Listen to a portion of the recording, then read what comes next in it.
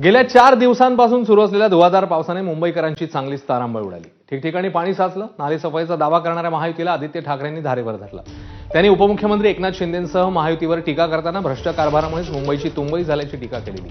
यावरूनच भाजप नेते आशिष शेलार यांनी आदित्य ठाकरेंवर जोरदार हल्लाबोल केला। मुंबईच्या या अवस्थेला उद्धव ठाकरे, आदित्य ठाकरे जबाबदार आहेत। जुन्या कामांचा हिशेब द्यावा अशी मागणी शेलारांनी केली आहे।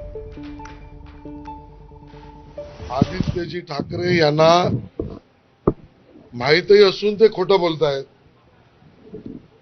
महापालिका प्रशासन चालवते आहे, सरकारने प्रशासक बनवलाय। महापालिका भाजप किंवा महायुती चालवत नाही। उद्धवजी आणि आदित्यजी ठाकरेंच्या नेतृत्वात चालणाऱ्या महानगरपालिकेने 1,00,000 कोटी रुपये खर्च केला।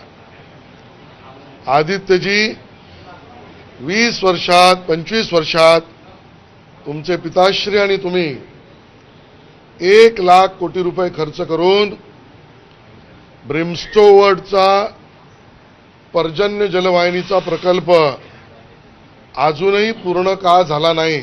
1,000 कोटी रुपये खर्च झाले। मिठीत हे आता गोडबंगाल झालंय। कामाच्या MOU मिठीच्या गाळे सफाईच्या बाबतीत ज्यांच्याशी केले त्यातल्या काही व्यक्ती मृत होत्या। मृत व्यक्तींशी MOU झाली।